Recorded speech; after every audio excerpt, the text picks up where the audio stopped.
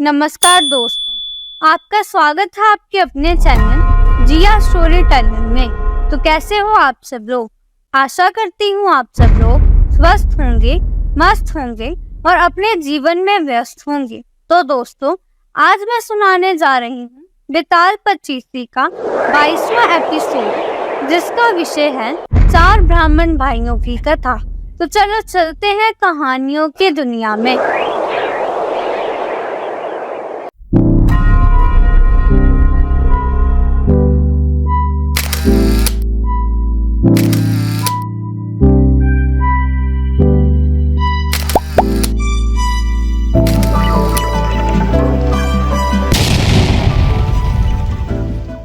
जब राजा विक्रमादित्य ने एक बार फिर बेताल को पकड़ा, तो उसने हर बार की तरह एक नई कहानी शुरू कर दी।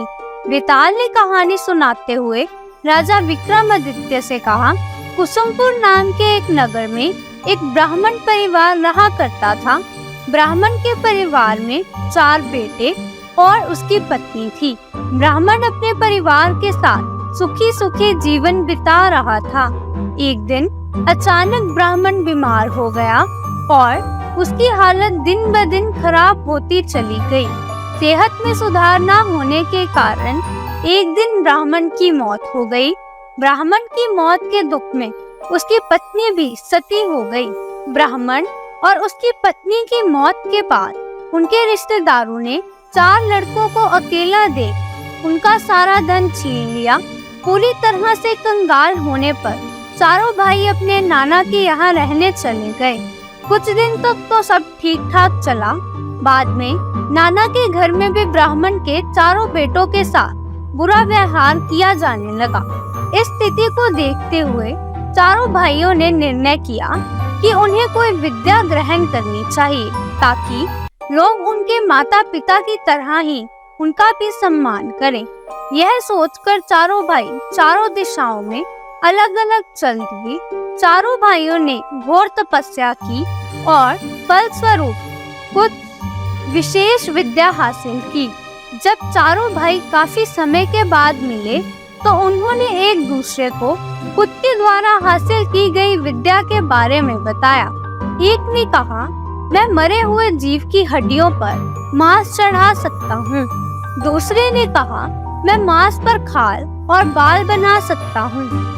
तीसरे ने कहा, मैं मरे हुए जीव के सभी अंगों का निर्माण कर सकता हूँ। चौथे ने कहा, मैं मरे हुए जीव में जान फूंक सकता हूँ। सभी ने बारी बारी हासिल की गई विद्या का गुणगान किया और एक दूसरे की विद्या की परीक्षा लेने के लिए जंगल पहुँच गए। जंगल में उन्हें एक मरे हुए शेर की हड्डियाँ मिली। उन्होंने बिना जाने कि यह किस जीव की हड्डियाँ हैं, उन्हें उठा लिया। पहले ने अपनी विद्या से उन हड्डियों पर मांस चढ़ा दिया। दूसरे ने उस पर खाल और बाल पैदा कर दिए। तीसरे ने उस जीव के सभी अंगों का निर्माण कर दिया। अंत में चौथे ने अपनी विद्या का प्रयोग करके शेर में जान फूंक दी। शेर जीवित होते ही चारों भाइयों को मारकर खा गया।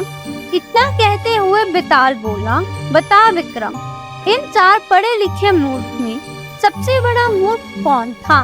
विक्रम ने जवाब देते हुए कहा, इन 4 मूर्ख में सबसे बड़ा मूर्ख चौथा भाई था, जिसने शेर में जान फूंकी। वजह ये है कि अन्य ने बिना जाने ही शेर के शरीर का निर्माण किया। उन्हें पता ही नहीं था कि वह किस जीव का निर्माण कर रहे हैं। वही चौथे को अच्छी तरह से पता चल चुका था कि यह शेर का ही शरीर है। इसके बावजूद उसने शेर के शरीर में जान डाल दी। यही उसकी सबसे बड़ी मूर्खता का प्रमाण है। विक्रम का जवाब सुनकर बेताल बोला, विक्रम, तूने बिल्कुल ठीक जवाब दिया, लेकिन तूने मेरी शर्त तोड़ दी।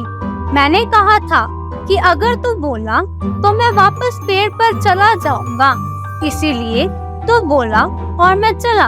इतना कहकर बेताल एक बार फिर वही पेड़ पर जाकर लटक जाता है। इसी के साथ 4 मूर्ख विक्रम बेताल कहानी समाप्त होती है। तो इस कहानी से हमें यह सीख मिलती है कि बुद्धि बिना बल का प्रयोग मूर्खता की पहचान है। तो दोस्तों, मैं आशा करती हूँ आपको ये कहानी पसंद आएगी। वीडियो अच्छी लगे तो लाइक करना, चैनल को सब्सक्राइब करना और अपने दोस्तों और रिश्तेदारों के साथ शेयर करना। तो मिलते हैं अगले वीडियो में। तब तक के लिए नमस्कार, आदाब, सत श्री अकाल, गुड बाय, जय जवान जय किसान।